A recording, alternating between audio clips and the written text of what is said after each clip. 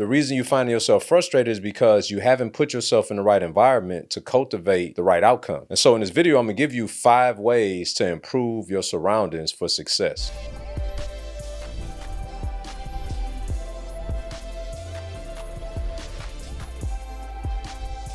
What's up, good people? Welcome back to the Believers in Business podcast. I'm your host, Brian Adamson. And listen, we are not wasting any time. We're about to get right into it today because I know for many of you, you out there and you frustrated right now because you got all this great ambition. You set forth all these amazing goals for yourself this year, and you are finding yourself stuck already. And I'm gonna tell you, you can't plant good seed in bad soil and expect a good outcome. You don't plant good seed in bad soil and expect a good outcome. What do I mean? Well, you're trying to do a new thing in an old environment. You're trying to set new goals with bad habits. And so the reason you find yourself frustrated is because you haven't put yourself in the right environment to cultivate the right outcome. And so in this video, I'm gonna give you 5 ways to improve your surroundings for success. Right off the rip, number 1, you have to purge your current environment. See, we can't fall into this cycle of drinking poison just because we thirsty. Just think about that for a second. If you were, I'm talking about as parched could be, and I handed you a gallon of milk that had, I'm talking about, y'all know I'm talking about that real nasty, them lumps, them chunks for my 80s babies that drink vitamin D milk. Y'all know what I'm talking about when they go bad and it's sour, it's nasty. You wouldn't drink that just because you're thirsty. Well, when you leave people around you that are not helping you reach the future outcome that you want in your life and reminding you of the past outcome that you don't want in your life, that's the equivalent of drinking that toxic milk just because you happen to be thirsty. No, you would seek and search for another alternative before you put that nasty stuff in your mouth. Well, same is true in your relationships and your surroundings. Although you may not have yet found the new environment that you need to be in yet, well,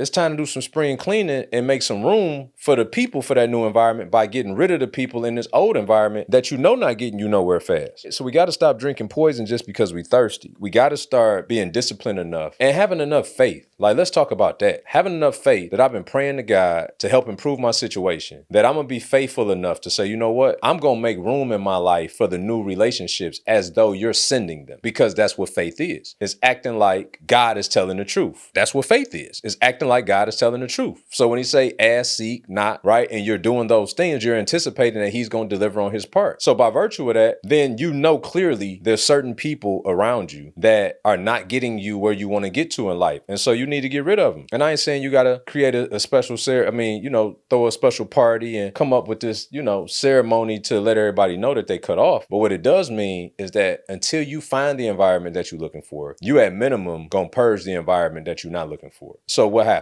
Now, I know some of y'all, you already like, B, I get that. But I got some stronghold. I'm tired of these people. I feel guilty about cutting these people loose. I feel bad because we were supposed to have been together forever. They're going to talk about me. They're going to shame me. They're going to make me feel stupid. I understand all of that, by the way. But I'm trying to tell you, if you ever want to become successful, all of us have to go through this. There's a fortunate few that grew up with the right kind of people and everybody's on the same trajectory. And so they didn't really have to purge a lot of people out of their life. But when you come from a deficit, as I have, as many of y'all have, where I grew up with in a blue collar family. My dad was a firefighter for 30 years. My mom was a cashier at a grocery store for 25 years, right? I grew up in the hood. I caught a case my senior year in high school, right? So I come from that element, hustling in the streets and all of that. So I come from an environment to where I look back now and 99% of the people that I used to be with, I'm not with anymore. And while, yeah, all those things that I just mentioned, right? The shame, the guilt, the pain, all of it. It's a part of the process and it's a painful process. But I'm going to tell you, there's no pain worse than staying stuck somewhere you don't belong, as opposed to the pain of getting out of an environment that you don't. There's nothing worse than getting stuck in a space that you don't fit in anymore. Think about it. Think about when you get in a car, especially as a kid, and it's like 4 y'all in the back seat, maybe 5, depending on how you grew up, and y'all going to the movies and you squish. Like, imagine the discomfort of being stuck in that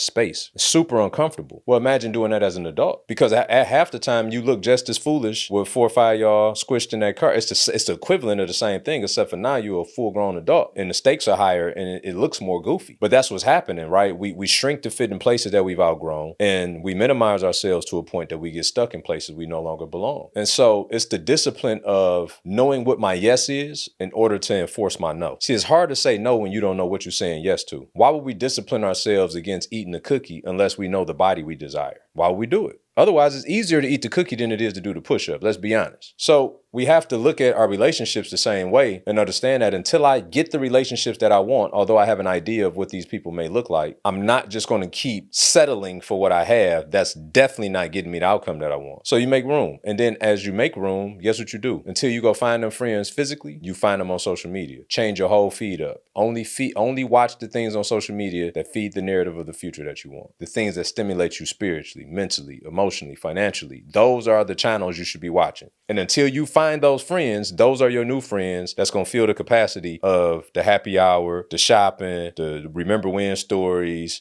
all the parties that you like. Until you can figure out how to better fill that capacity, you create the capacity and you fill it with the new content. So that's number one, purge your current environment. Number two, connect with people on social media. So beyond the fact that you're going to now start consuming new content and material that's feeding you and helping you evolve, start actually like reaching out to people. Everybody on social media that's doing something, that's having in-person events and things of that nature, all of them don't cost. Right? So there's a myriad of free events that you can attend. You can go on Facebook, just about in any industry in any city, and there's a Facebook group or community, right? Or there's a national syndicate of a group that you can go into and start mingling with people. Start talking to people that are doing the thing that you desire to do. And when you can, start connecting with them offline. Go get coffee, go get knee to knee. The world has become so digital and I'm grateful for it, right? Like I'm grateful for the way in which we can all connect with each other worldwide. But I'm also grateful for the human interaction because that's what we are at the end of the day. We're human beings. And there's still something special that happens when you can get knee to knee, chest to chest, eye to eye with somebody and feel their presence and feel their essence and allow them to do the same with you. So connect on social media. Number three, you have to pay to get in the right environments. For some of y'all, if you've never invested in yourself beyond college, you may struggle in this area. And that's okay. But I thought y'all wanted to change your surroundings for success. So I'm telling you how to change your surroundings for success. If you're looking for the cheapo people, that's on a different channel, not this guy. So much so, every year for the last 4 years, we've spent 6 figures a year on business development, personal development, trainings. Why?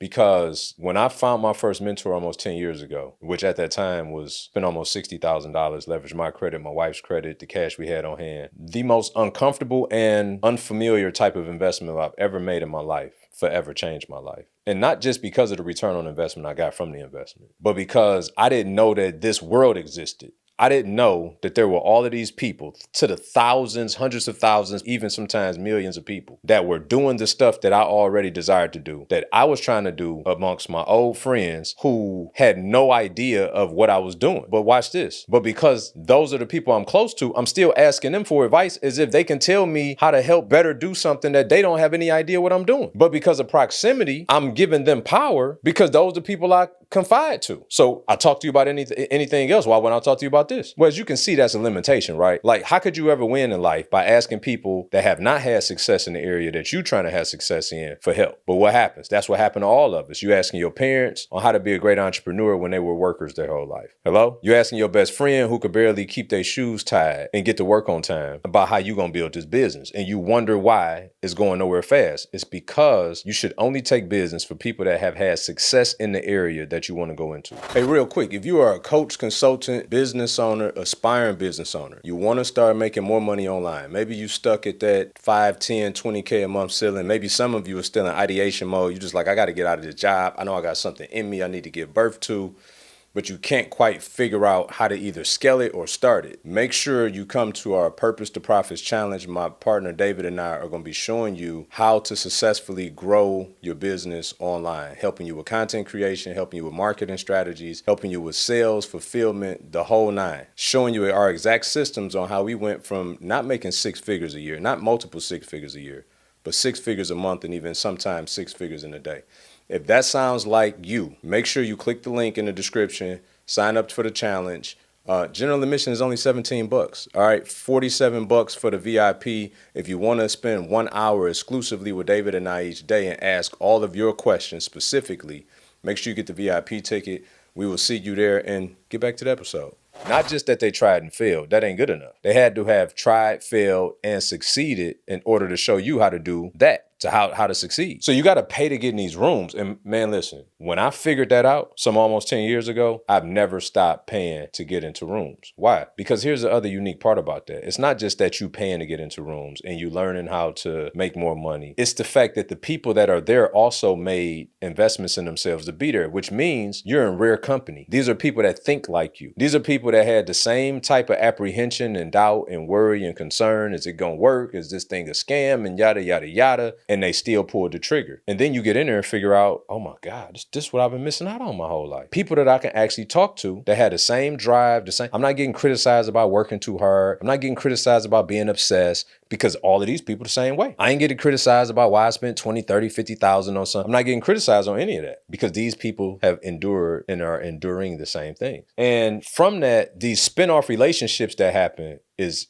insane. So just yesterday, it's a guy that I met in a mastermind about 2 years ago. Yesterday, he reached out to me randomly. We would talk from time to time periodically, and we done a little bit of business together some time ago. And so he hit me up yesterday. He was like, hey, bro, just, man, Happy New Year, yada, yada, yada. Hadn't talked in a while. Like, let me know when you get a few minutes. So I said, I got some time later this afternoon. So we hop on the call, we catch up, we trade niceties. And then he told me, he was like, man, listen, he was like, I've been doing this offer. It's a one-day thing. He's a believer. He was like, it's all kingdom people, high capacity folks. It's like a deep dive mastermind business accelerator. He said it's only 8 people, and essentially, I charter a private jet. We catch the jet from New York down to Miami. We do a mastermind down in Miami all day. We go from the jet to the yacht.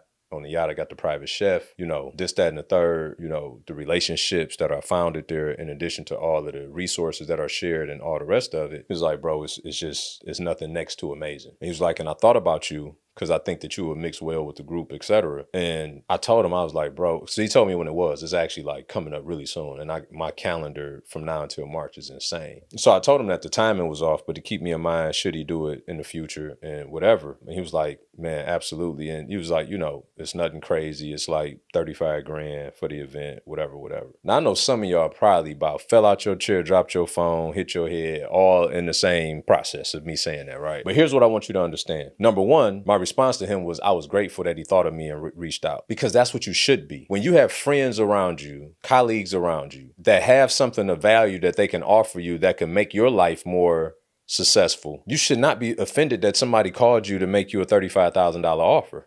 You know what I'm saying? Like, and this is what I mean by you need to get into the rooms with people to where things like this is more normalized. And just because he made the offer didn't mean I need to accept it, but it also didn't mean that I should be offended by it. I know some of y'all, some of y'all immediate reaction was like, oh my God, he called you on, you said that was a friend? What? Look, if people around you have something of value that they know can add value to your life, and they don't offer it to you, then are they really beneficial? Because you just left them folks. People that don't add value to your life, they add perceived value to your life about filling up all this space with all this remember when and these bad habits and never allowing you to evolve into the person that you need to become. Like, that's perceived value, right? But these people legitimately are adding value that can improve your life, your family's life, and everybody's life around you. And yes, while it may be an investment, but you're going to make money from the investment. Let's be clear, right? So, but how did that even happen? It happened from number 3, that I paid to get into the right rooms, that I've now surrounded myself with people that think it's normal to call a buddy and be like, hey, I got something dope going on that I think you could benefit from. It's only 35 grand. And yes, you want to get to a place in life where it's only 35 grand. And he's somebody that I saw, like, personally stroke a check for 250 grand for a specific mentorship program. So these are not people who just make offers but don't practice what they preach. You know what I mean? That's another thing. You need to be around people who really do the things. The reason why I sell coaching is because I buy coaching. And the hierarchy or the ecosystem of a healthy evolution of life is that your mentor should have a mentor. And so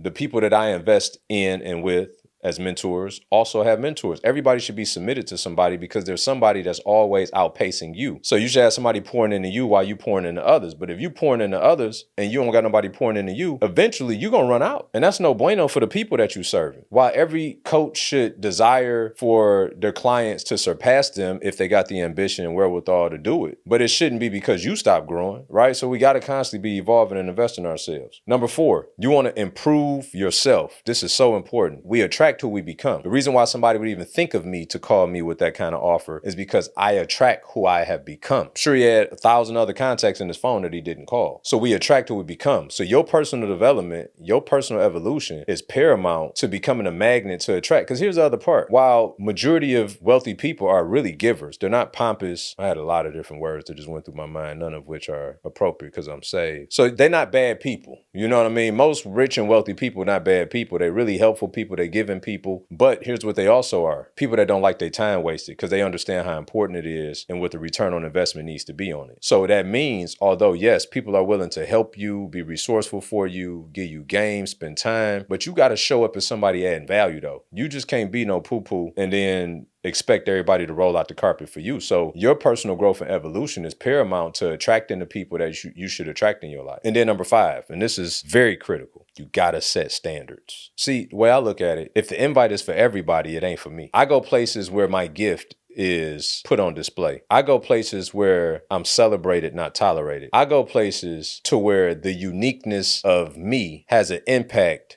on it. If the invite is for everybody, it's not for me. Now, I'm not saying that arrogantly. I'm just telling y'all. You got to be specific about having standards. Every room ain't for me. Every stage ain't for me. Every podcast ain't for me. And with all humility, I got to pray, discern, and understand which ones are and which ones aren't. Well, the only way I can do that is because I got standards. I got certain people that I refuse to be around because of their character, regardless of how much money they got. I got certain people that I don't care how much money they got and access and resources, that I refuse to be around that kind of negativity. I got certain people that I would never be around because of how they gossip and backbite other people. I got certain people that I wouldn't be around because I know underneath all of it, they just haters. And they trying to stay close to me because they hate me that much. So you got to have standards. And they got to be non-negotiable. That whole saying, you stand for nothing, you fall for anything, that's a real thing. You got to have standards. And so I hope that you can be less frustrated as you're pursuing this new life. And I hope that you take these 5 principles and you apply them ASAP, because these will definitely help you to improve your surroundings